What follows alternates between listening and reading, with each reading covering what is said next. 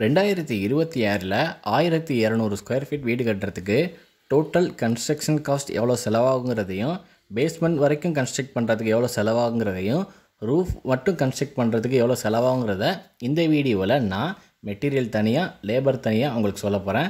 So இந்த video skip பண்ணாமல் பாருங்கள். இந்த வீடியோ உங்களுக்கு ரொம்ப ஹெல்ப்ஃபுல்லாக இருக்கும். இந்த 1200 ஸ்கொயர் ஃபீட் வீட்டுடைய பிளான் டீட்டெயிலை பற்றி பார்ப்போம்.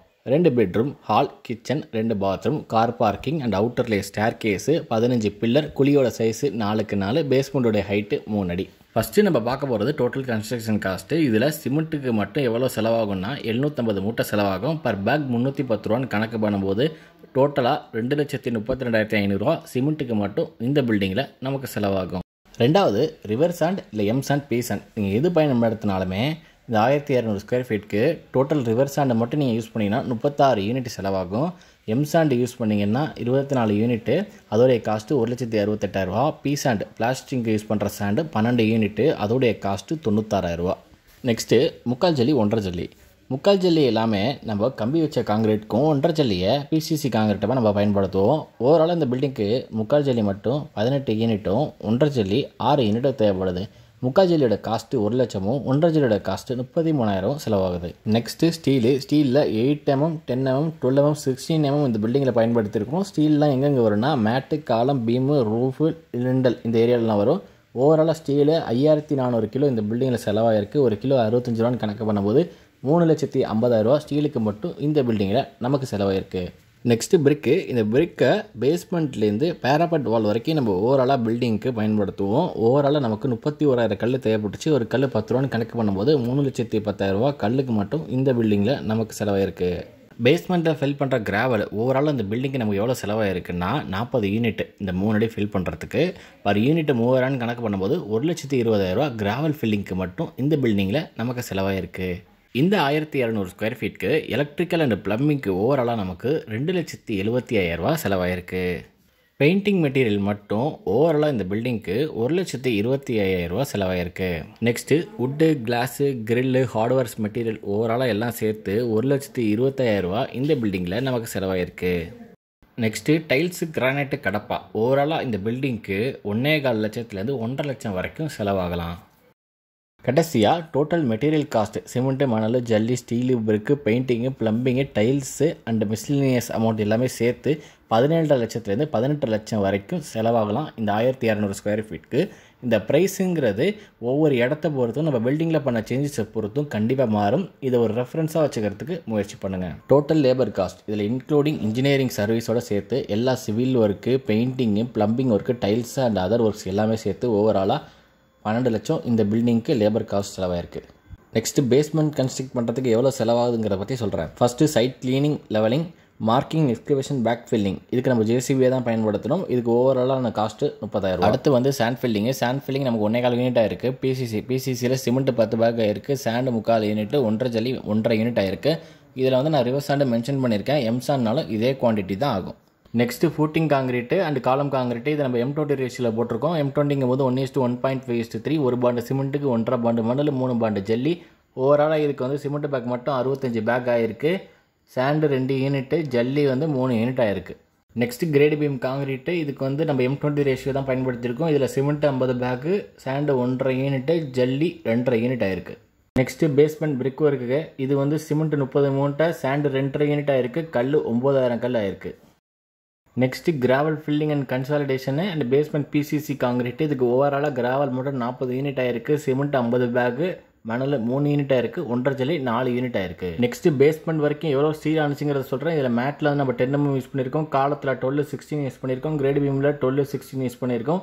டோட்டலாக பேஸ்மெண்ட் வரைக்கும் நமக்கு 2,100 கிலோ ஆயிருக்கு. சைட் கிளீனிங் அண்ட் லெவலிங்க்கு 30,000, மார்க்கிங்க்கு 4,000, சிமெண்ட் மட்டும் 235 பேக் ஆயிருக்கு, அதோடைய காஸ்ட்டு 73,000. ரிவர் சாண்ட் இல்லை எம் சாண்ட் 11 யூனிட் ஆயிருக்கு, அதோடைய காஸ்ட்டு 77,000. 1.5 ஜல்லி 6 யூனிட் ஆயிருக்கு, அதோடைய காஸ்ட்டு 33,000. அடுத்து முக்கால் ஜல்லி 7.5 யூனிட் ஆயிருக்கு, அதோடைய காஸ்ட்டு 41,000. பிரிக்கு 9,000 கல், அதோடைய காஸ்ட்டு 90,000. ஸ்டீலு 2,100 கிலோ, அதோடைய காஸ்ட்டு 1,37,000. கிராவல் 40 யூனிட், அதோடைய cost 1,20,000. Transport and other charge 5,000. Basement வரைக்கும் ஓவராலாக எவ்வளோ செலவாக இருக்குன்னா மெட்டீரியல் மட்டும் 5,75,000, லேபர் மட்டும் 2,75,000. டோட்டலாக பேஸ்மெண்ட்டுக்கு மட்டும் 8.5 லட்ச ரூபா. இந்த காஸ்ட்டுங்கிறது ஒவ்வொரு இடத்த பொறுத்தும் பிளானை பொறுத்தும் மாறும். அதனால் நீங்கள் வீடு கட்டும்போது இது ஒரு ரெஃபரன்ஸ் டேட்டாவை வச்சுக்கிட்டிங்கன்னா இதை விட காஸ்ட்டு கூட உங்களுக்கு செலவாகாது. நெக்ஸ்ட்டு ரூஃப் காங்கிரீட் போடுறதுக்கு எவ்வளோ செலவாகுதுங்கிறத இப்போ நான் சொல்கிறேன். இதில் சிமெண்ட்டு, மணல், ஜல்லி, ஸ்டீலு அண்ட் மெட்டீரியலுக்கு எவ்வளோ செலவாகும், டோட்டலாக லேபருக்கு எவ்வளோ டோட்டலாக செலவாகுங்கிறதையும் சொல்கிறேன். இந்த 1200 ஸ்கொயர் ஃபீட் ரூஃப் காங்கிரீட்டை நம்ம M20 ரேஷியோவில் போடுறோம். M20 ரேஷியோங்கிறது 1:1.5:3. நம்ம ஆல்ரெடி சொன்ன மாதிரி 1 பாண்டு சிமெண்ட்டுக்கு 1.5 பாண்டு மணல், 3 பாண்டு ஜல்லியை தான் நம்ம பயன்படுத்துவோம். இந்த 1200 ஸ்கொயர் ஃபீட்டுக்கு ஓவராலாக நமக்கு சிமெண்ட் மட்டும் 120 பேக் ஆயிருக்கு. ஒரு மூட்டை 310 ரூபான்னு கணக்கு பண்ணும்போது 37,200 சிமெண்ட்டுக்கு மட்டும் ஆயிருக்கு. அடுத்து ரிவர் சாண்டு இல்லை எம் சாண்டு. நம்ம சைட்டில் எம் சாண்ட் தான் பயன்படுத்தணும். எம் சாண்டு மொத்தம் 3 யூனிட் ஆயிருக்கு. ஒரு யூனிட் 7,000 கணக்கு பண்ணும்போது 21,000 ரூபா. இதுவே நம்ம சைடில் ரிவர் சாண்டோடைய ப்ரைஸ் வந்து 10,000 15,000 ரூபா வரைக்கும் போயிட்டுருக்கு பர் யூனிட்டு. உங்கள் சைடில் ரிவர் சாண்ட் எவ்வளோ போயிட்டுருங்கிறதையும் மறக்காமல் கமெண்ட் செக்ஷனில் கமெண்ட் பண்ணுங்கள். அண்ட் நீங்கள் ரிவர் சாண்ட் யூஸ் பண்ணிங்கன்னா அதோடைய காஸ்ட்டும் நீங்கள் இதுக்கேற்ற மாதிரி நீங்கள் வேரி பண்ணிக்கோங்க. நெக்ஸ்ட்டு முக்கால் ஜல்லி. ஓவராலாக நமக்கு 4.5 யூனிட் ஆயிருக்கு. ஒரு யூனிட் 5,500 கணக்கு பண்ணும்போது முக்கால் ஜல்லியோட ப்ரைஸ் மட்டும் 25,000 ரூபா இந்த ரூஃப் காங்கிரீட் போகிறதுக்கு செலவாயிருக்கு. Next roof slab and roof பீமுக்கு ஓவராலாக ஸ்டீல் மட்டும் 1,800 கிலோ ஆயிருக்கு. ஒரு கிலோ வந்து 65 ரூபான்னு கணக்கு பண்ணும்போது 1,20,000 ரூபா ஸ்டீலுக்கு மட்டும் இந்த பில்டிங்கில் செலவாயிருக்கு. இதில் main rod 10 mm, distributor 8 mm, பீமுக்கு 12-16 நம்ம பயன்படுத்தியிருக்கோம். நெக்ஸ்ட்டு ரூஃப் காங்கிரீட்டுக்கு பயன்படுத்தக்கூடிய எலக்ட்ரிக்கல் மெட்டீரியல் இது ஓவராலாக காஸ்ட் மட்டும் எவ்வளோ செலவாயிருக்குன்னா 10,000 ரூபா செலவாயிருக்கு. டோட்டலாக ரூஃப் காங்கிரீட் போடுறதுக்கு மெட்டீரியல் காஸ்ட் எவ்வளோ இருக்குன்னா 2,000 2,15,000 வரைக்கும் இந்த பில்டிங்கில் நமக்கு செலவாயிருக்கு. காங்கிரீட் போடுறதுக்கு டோட்டல் லேபர் காஸ்ட் எவ்வளோ ஆனிச்சுங்கிறத சொல்கிறேன். ஃபஸ்ட்டு காங்கிரீட் லேபருக்கு மட்டும் 20,000 ரூபா, சிவில் லேபருக்கு அதாவது மேசன் அண்ட் ஹெல்ப்பருக்கு எல்லாத்துக்கும் சேர்த்து 5,000 ரூபா. அடுத்து சென்ட்ரிங்க்கு 1,000 1,20,000 வரைக்கும் செலவாயிருக்கு. எலக்ட்ரிக்கலுக்கு 5,000 ரூபா செலவாயிருக்கு.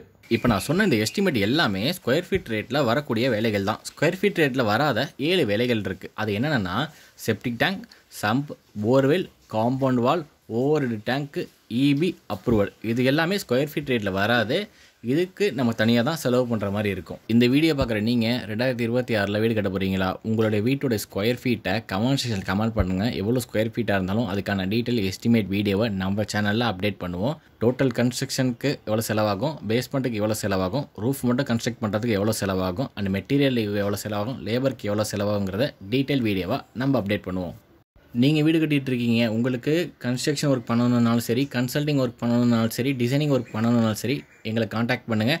நாங்கள் தஞ்சாவூர், கும்பகோணம், சென்னை சைடில் கன்ஸ்ட்ரக்ஷன் ஒர்க்கும் all over Tamil Nadu designing and consulting ஒர்க்கும் பண்ணி கொடுத்துட்ருக்கோம். ஒரு பெஸ்ட்டு சர்வீஸை நாங்கள் உங்களுக்கு ப்ரொவைட் பண்ணுறோம். இன்கேஸ் நீட் இருந்தால் நம்மளை காண்டாக்ட் பண்ணுங்கள். ஸ்க்ரீனில் தெரிகிற நம்பருக்கு மெசேஜ் பண்ணுங்கள் இல்லை கால் பண்ணுங்கள். Thank you friends.